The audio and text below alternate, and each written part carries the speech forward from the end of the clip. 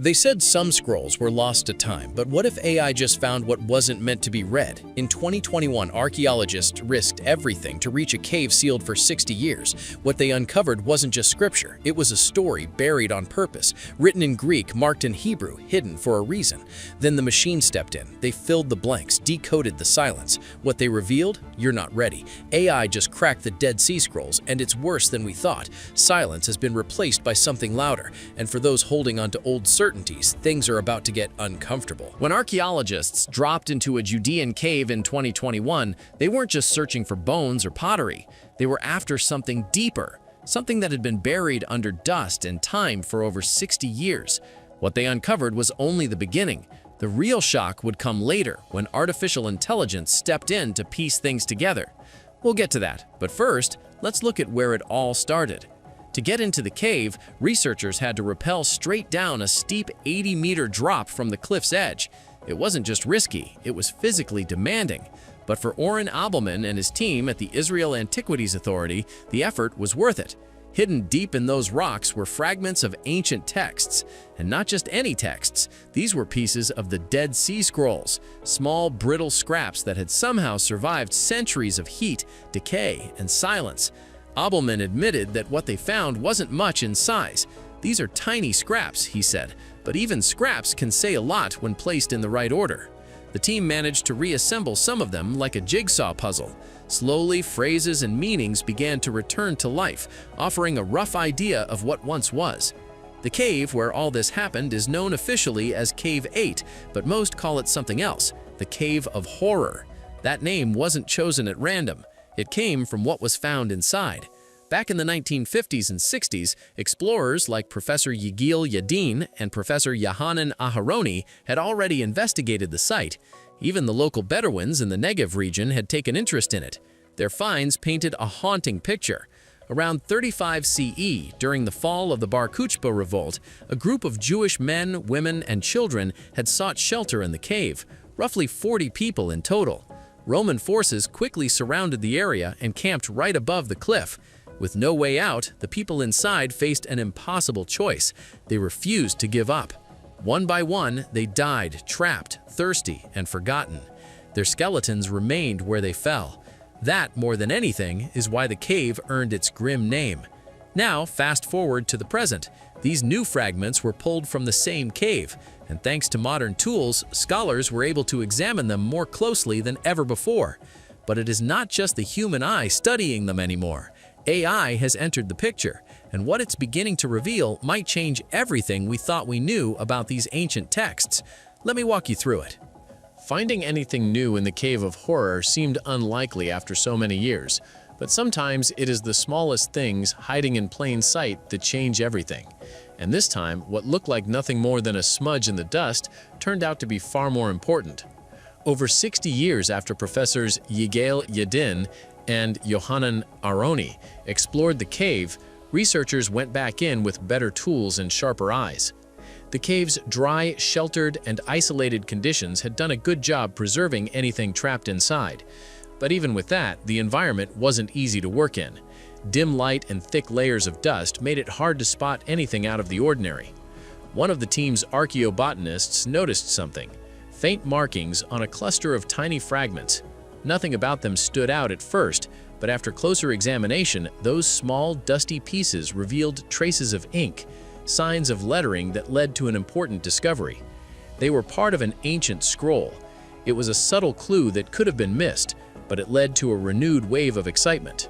In more humid climates, those fragments would have decayed beyond recognition, but in this desert cave, they stayed buried and untouched for nearly 2,000 years.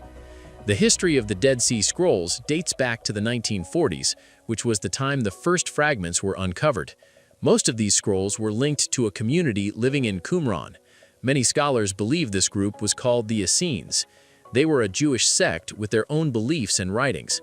However, that view is still debated. What made the original Dead Sea Scrolls such a major find was their content. They were not simply copies of known religious texts. They included the oldest biblical manuscripts ever discovered. In addition to this were also Jewish writings that had been lost over time. Those writings opened a clearer window into the beliefs and discussions that were shaping Jewish life at the time. They also offered clues about how early Christianity took form within that same world. But now there's something else at play. Artificial intelligence is being used to analyze these fragments in a way no human ever could, and what it's uncovering. Hitting that like button might just take you a step further into this mysterious journey. Hidden beneath the dry earth and dust of time, the cave slowly began revealing parts of a world long gone. Alongside the scroll fragments, archaeologists came across something deeply personal.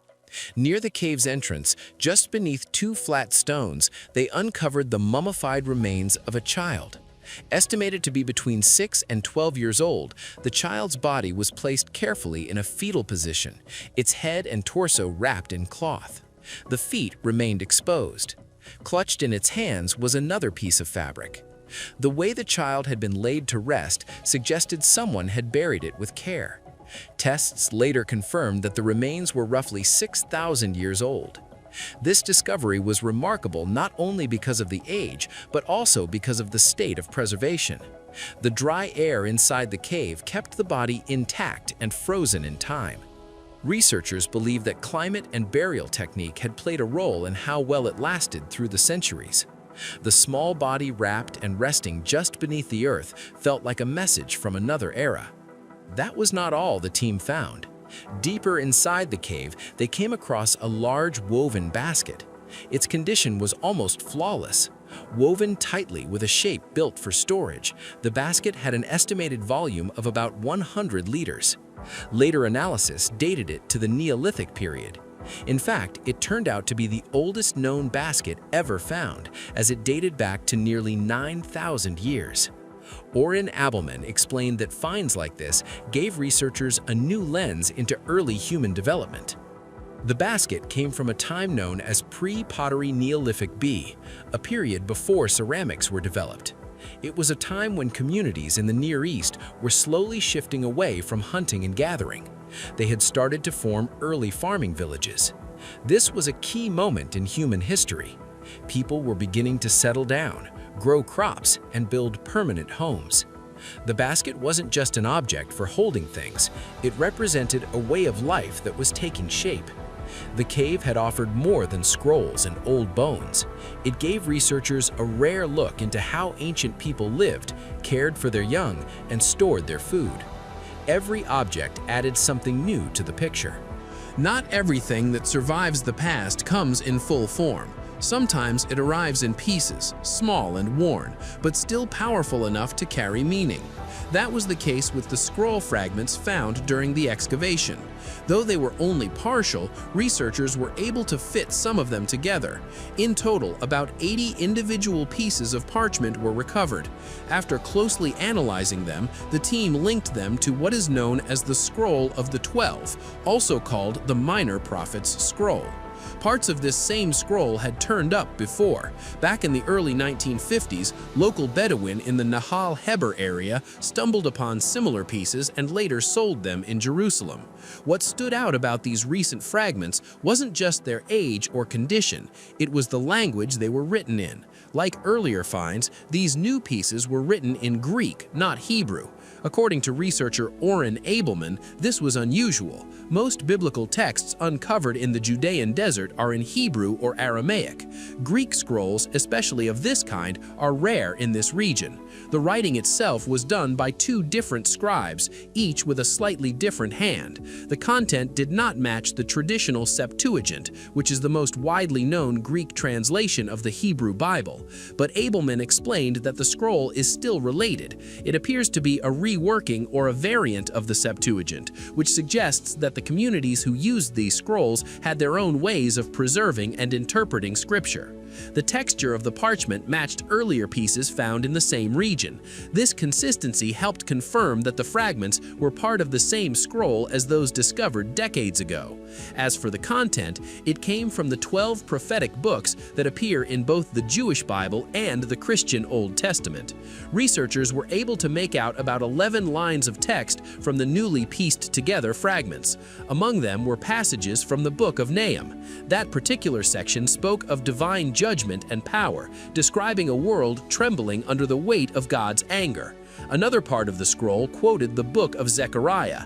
That portion focused on moral values and community rebuilding after the Babylonian exile. It urged people to be honest and fair in their judgments and to avoid harmful thoughts or false oaths. Even though the fragments are small, what they contain is incredibly valuable. They provide a direct look into how ancient texts were read, rewritten, and shared.